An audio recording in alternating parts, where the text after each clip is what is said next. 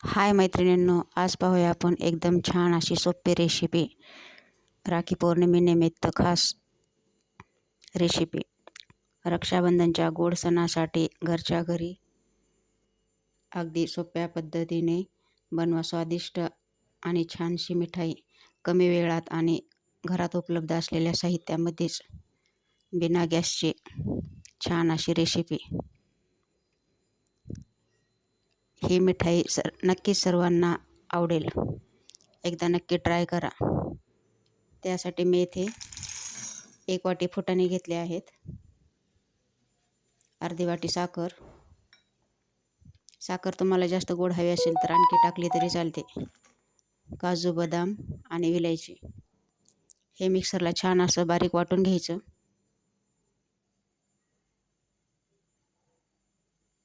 नंतर वाटून झाल्यानंतर चाळून घेऊन एका भांड्यामध्ये काढून घेतले।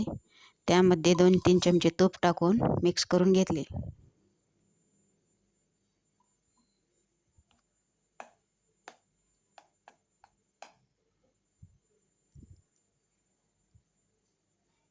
नंतर त्यामध्ये दूध पावडर घातली,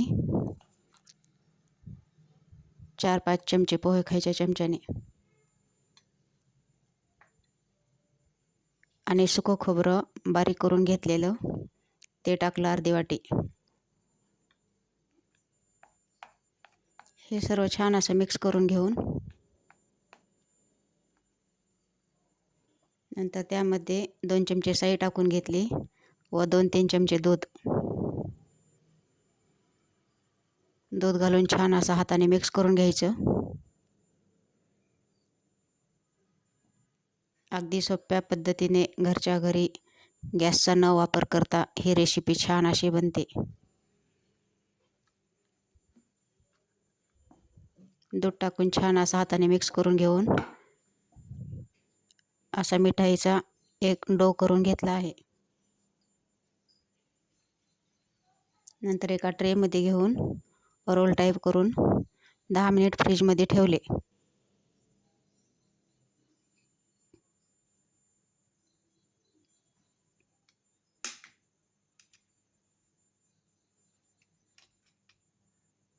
नंतर 10 मिनिटानंतर ट्रे काढून घेऊन असे चाकूने कट करून घेतले।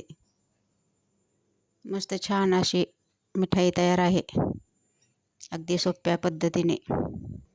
बाहेरची भेसळयुक्त मिठाई खाण्यापेक्षा अशी घरच्या घरी केलेली छान आहे।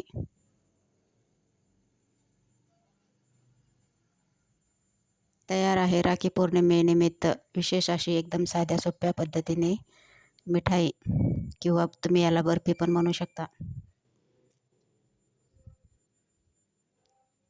माझी ही रेसिपी कशी वाटली कमेंट करून नक्की सांगा। व्हिडिओ आवडल्यास लाईक, शेअर, सबस्क्राईब करायला विसरू नका।